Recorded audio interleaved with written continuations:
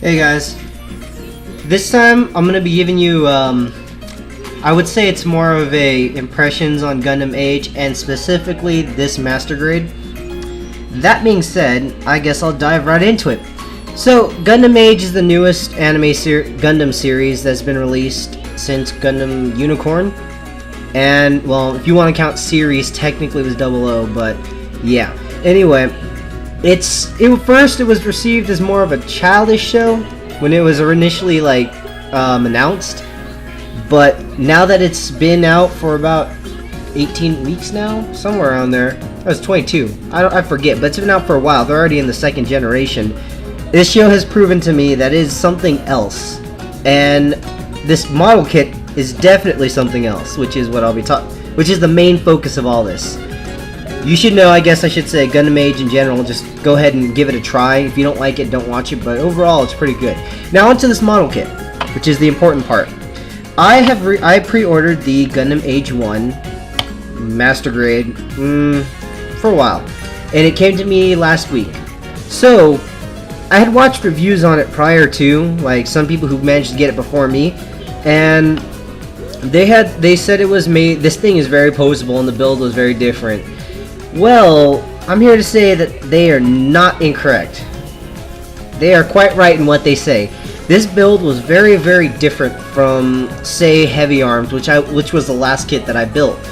It's really good. Don't think I'm saying this is a bad kit in any way, shape, or form. This is actually a really, really good kit. Its style initially I did not like, but eventually it grew on me. As I can attest from the show, at first I used to think this was just a really crappy looking version of the RX-78, but I was proven wrong because it is quite the model kit. It looks really, really good once you actually pay attention, when you actually look at it for long enough.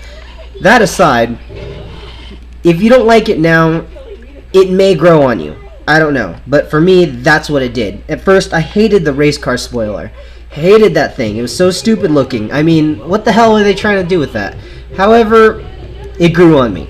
Now, that aside, you know that I like the design of the kit now. Onto the actual, I don't need to do articulation because honestly, there are millions of videos out there that have articulation on them or review this kit in particular. I'm not reviewing it. I'm just giving you a biased opinion, about how I feel about this. Well, first plus on this thing, because you already know I like it, is that the kit is super, how can I say, it's super posable. It's really, really stiff, but at the same time, it can move in the direction and hold the position that you want it to. I really, really like that about this kit. I can put this thing in any position that I want to, literally, and it will look good. Unlike some older kits that I have, some of them are relatively finicky and either lose parts or just can't bend the way I want them to. That being said, this kit has no problem with that. You can pull off some ridiculous poses with this guy, and I don't own a 2.0 at all. I don't buy that far back. I usually just buy what I want whenever. So I don't own a 2.0, but this thing's kneeling, which is a really big feature on the box, is actually quite good. It looks really natural, and at first I was like, oh, it's probably going to be ridiculously stupid, but no, it's pretty good.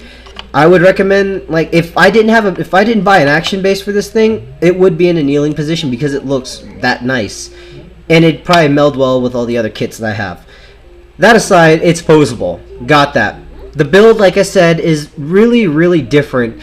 With most other kits, like we'll say the Heavy Arms, the inner frame it's like the inner frame can be shown by itself, and it's not saying that this doesn't have an inner frame, because it most certainly does.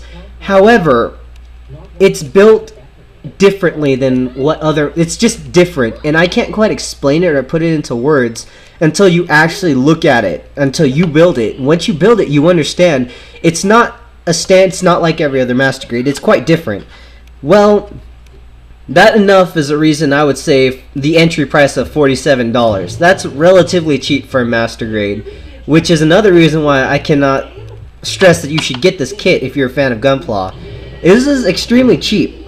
Now, I will caution, I'll put a word of warning out. Those people who really love Gunpla probably already have an Age 1. They probably bought them in high grade.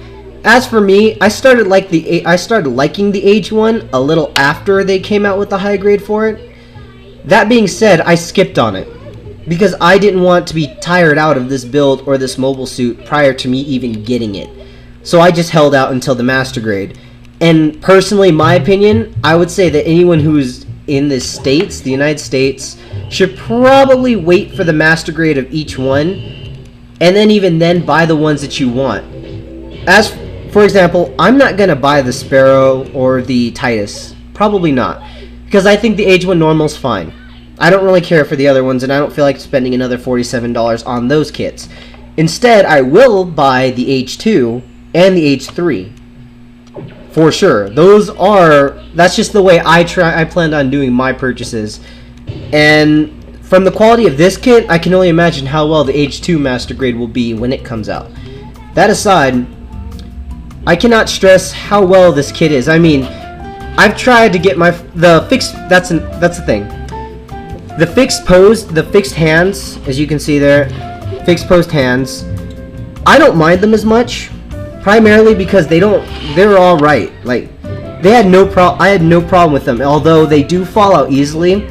They look better than Master Grade hands that are slightly curved, so you can't quite do open hand poses with them, which is partially why I really like this kit. I like them. The hands seem a little big, as weird as that sounds. When you pull them off the runner, they just look really big.